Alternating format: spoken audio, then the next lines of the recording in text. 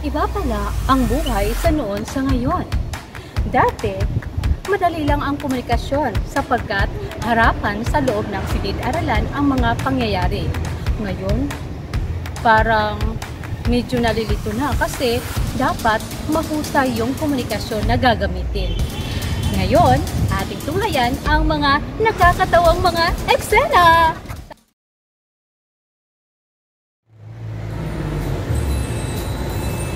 Naku, papasok na pala ako sa paaralan ngayon. Natatakot ako sa COVID-19 at ayoko rin magpabaksin. Ah! Nag-vaccine yung Naku!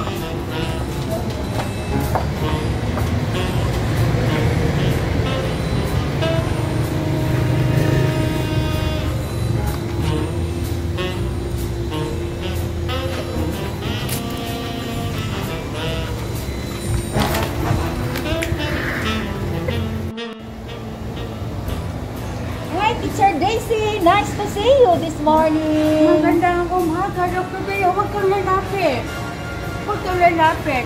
Practice social distancing. Pwede, pakitest yan. Takot ako sa COVID-19. Okay, Teacher Daisy. Mahusay, Dr. Bea. Pakiraan, pupunta na ako sa 4th floor. Siya bang 4th floor? 4th floor. Ah! 4th floor. 4th? Paglalapit! Paglalapit!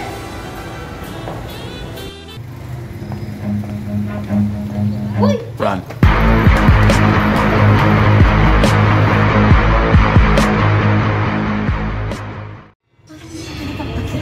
Iba talaga ang pakiramdam ko dito.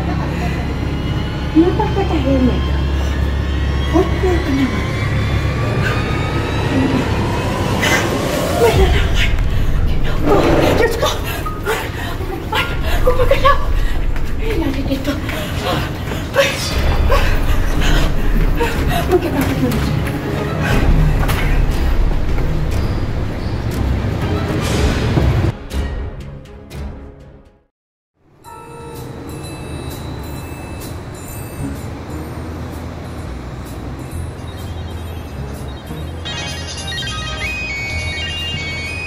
Saan ba dito yung pindutin? Ito.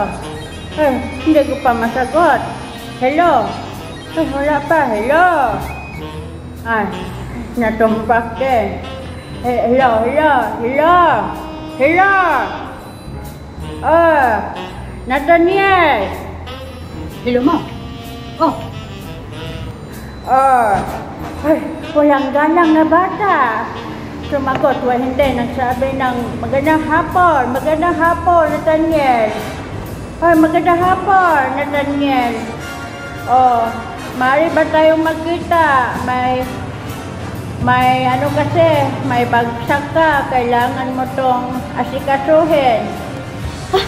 may bagsak ako. Marami. Oh, magkita tayo? Mag-video call tayo. Hello? Nalubat. Nalubat na ata.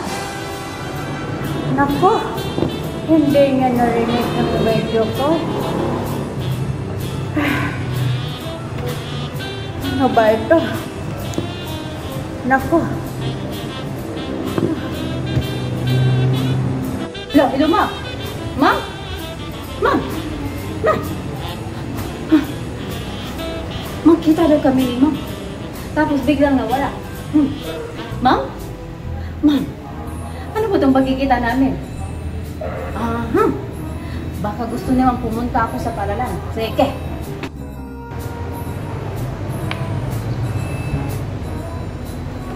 Hey, bakit nandito ka? Di ba yung usapan natin, yung tumawag ako kanina? Video call yung gusto ka. Baka may COVID ka. May COVID ka. Ano ba yun, Ma'am? Para ako naliligo. Bigyan niyo na kaya ako ng kabong, Ma'am. Ano ba ito? Pinapunta ako dito, Ma'am. Sabi mo kanina, pumunta, magkita tayo. Hindi mo ba narinig na magkita tayo sa video call? Ba't ka pumarito? Batang to. Hindi, Ma'am. Di ko narinig na sinabi mo punta. Ma! Ito ma!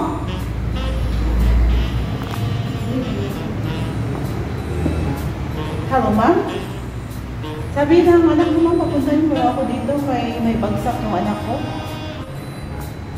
Sabi ko, ma'am, magkita kami sa video call. Hindi dito na harapan kasi alam mo na yung buhay sa new normal. Yung pandemya, lumalang na. Hindi, ma'am, sabi ng anak mo, papuntahin mo ako dito. Kaya may bagsak daw siya. So, nandito ako ngayon. Ay, naku, nalilito na talaga ako.